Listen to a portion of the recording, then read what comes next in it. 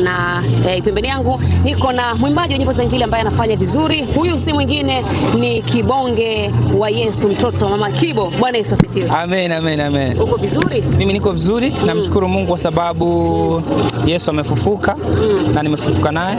Kuna vile vilikuwa vimekufa kwenye maisha yangu, vimefufuka. Mungu amenipa mwanzo mpya na mpenyo mpya. Naam. Ngoja kaniambia bwana, Kibonge ndo kashuka bwana, itoka kwa Jux huko na nini. Watu wamenibadilishia jina. Sasa naitwa Kibonge Okechi. Kwa hiyo Kibonge Okechi. Ndio. Kwa hiyo tunaishi humo. Tunaishi humo. Nimetoka huko, nilikuwa kwa bwana Jux, nimeingia hapa Tanzania tu.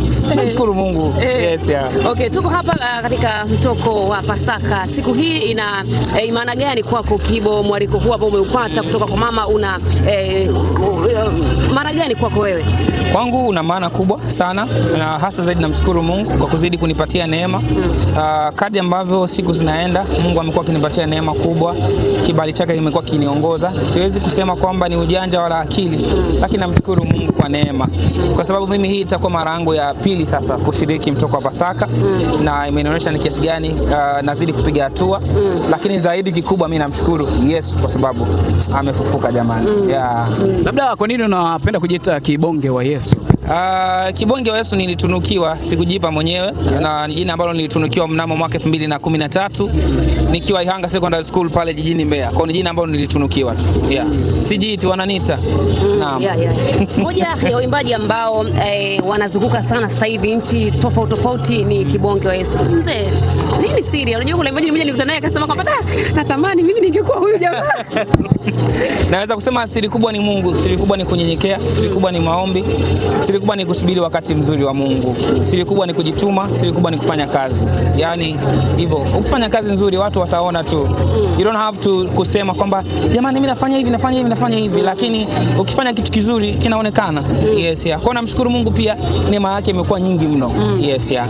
Tunaona pia sasa hivi katika live bwana Kibo unanyosha kweli kweli.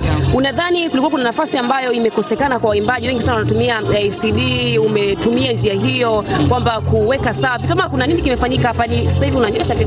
Kikubwa zaidi ni kuwa flexible na mazingira yoyote, kwa sababu kuna mazingira unaweza kaenda yanakuwa hayaruhusu playback, unabidi ufanye live. Kwa kama mwimbaji au mtumishi wa Mungu unafaa uwe flexible kwa namna yote. Kama huwezi kufanya live basi ni vyema ukajifunza, kwa sababu dunia tunayoiendea saa hizi utumiaji wa playback utakuwa ni hafifu sana, mchache sana. Kwa hiyo nimejitahidi na nimeomba Mungu aniwezeshe ili niwe mwimbaji ambaye ninaweza kuendana na mazingira yoyote. Kwa kikubwa zaidi ni hicho.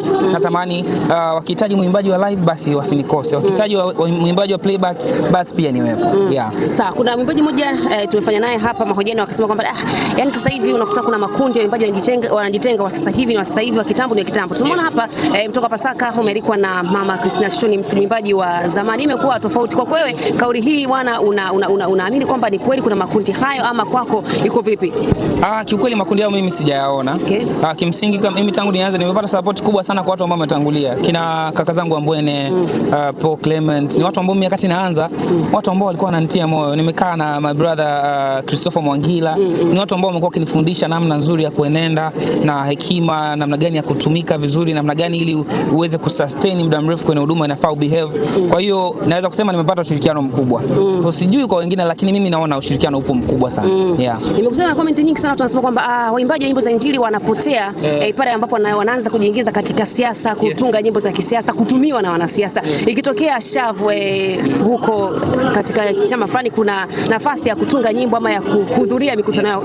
Kibo wewe kama uko tayari ama iko vipi? Kimsingi kabisa, kwa sababu kipawa sijajipa mwenyewe, amenipatia Mungu. Nitamuuliza Mungu, akinipa kibali nitafanya, akinikatalia sitafanya. Yes. Kibali ndo kila kitu. Kibali cha Mungu tu. Chote kile cha kumalizia, ninawapenda sana wapendwa wangu wote, mmekuwa mkinisapoti miaka mingi sana. Mungu awabariki. Msichoke kunisapoti kijana wenu Kibonge wa Yesu. Mwaka huu kuna baraka nyingi Mungu ameziandaa. Ninawapenda sana sana, asanteni kwa kunisapoti. Mungu awabariki mno. Sawa, nashukuru sana. Amen, asante sana. Naitwa Juma Kiana.